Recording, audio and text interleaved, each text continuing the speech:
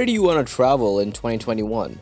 Every year, we look at the best places to visit in the coming year. Right now, it might seem inconceivable to think about traveling abroad due to the global pandemic and travel restrictions that have closed the borders of many countries. But here's the good news, things are looking up for 2021. This video is about top 10 islands for post-COVID-19 travel. Seychelles. There are a lot of beaches in Seychelles. There's something magical about the boulder-dotted coastlines of the Seychelles Islands. There's a reason they call the Seychelles paradise on earth, and you'll see as soon as you arrive. Located off the east coast of Kenya, the Seychelles is made up of 115 coral and granite islands. Most have protected areas of marine sanctuaries and UNESCO-listed nature reserves and are home to endemic species like the giant Aldabra tortoises.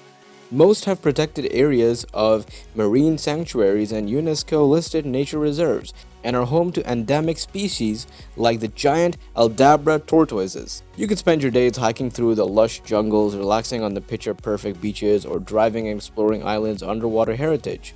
For the best weather, you'll want to visit April through May and October through November. A trip during these months means you'll experience mild conditions that are perfect for sunbathing, wildlife watching, and scuba diving. During the summer, you'll experience cool, dry weather and plenty of tourists. If you're planning a summertime visit, you'll want to book your accommodations at least several months in advance, and you should expect to pay peak season prices.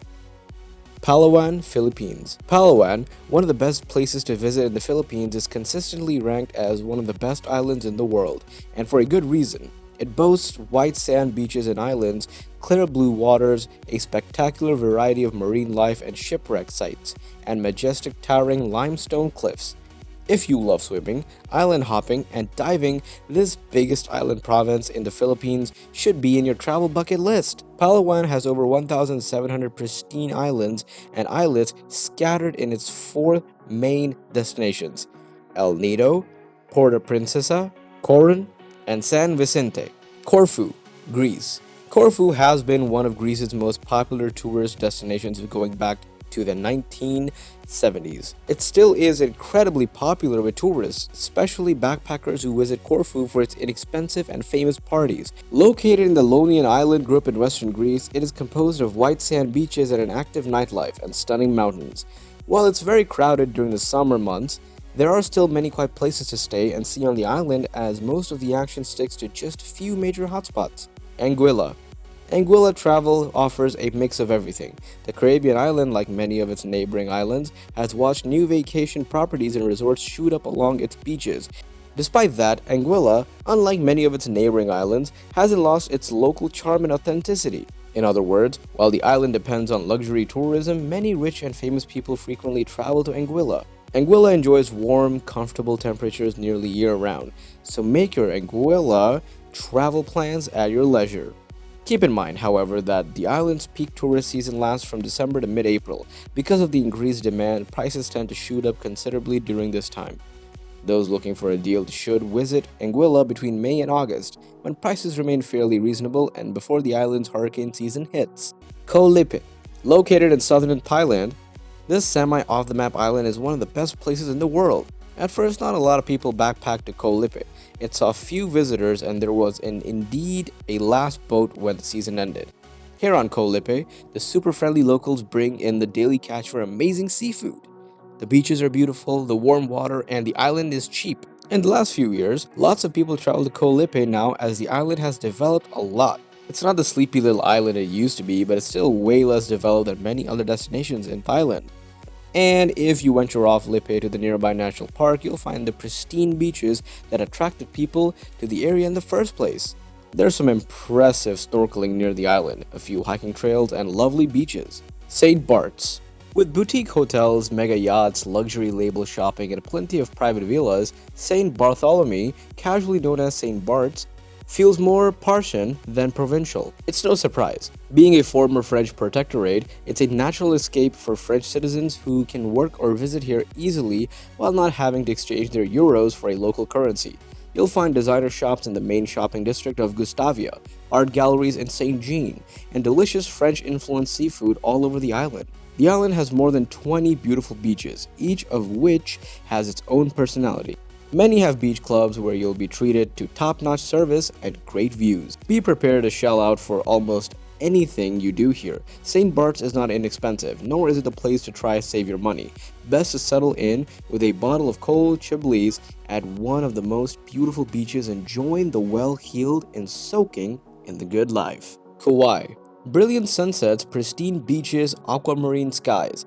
Kauai has mastered seduction. But the oldest island in the Hawaiian chain doesn't have to resort to over-the-top luxury or tourist traps to entice. Instead, it appeals to a no-muss, no-fuss type of traveler. Resorts are no taller than a coconut tree. You prefer rural to resplendent? Kauai is your island. There are only 2 major highways, and some regions can only be explored on foot or via one of the best Kauai boat tours. Some would say that you need little more than a good pair of hiking boots, an umbrella, and an adventurous spirit to visit.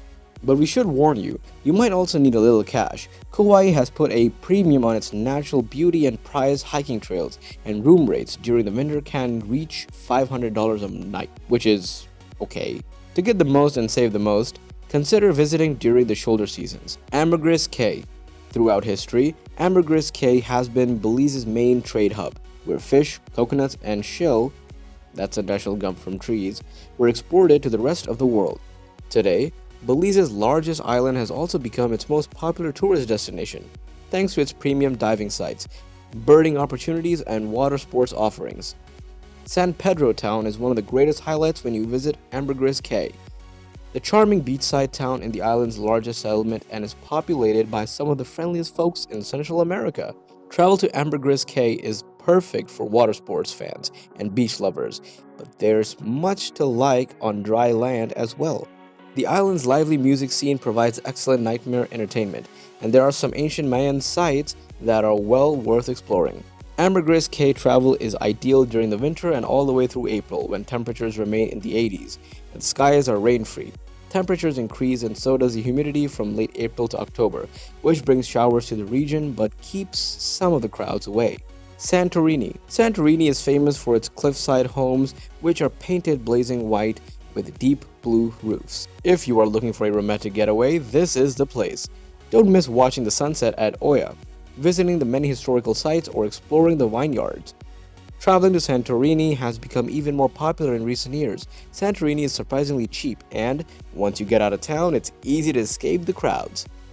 That is all for today, folks. See you in the next video.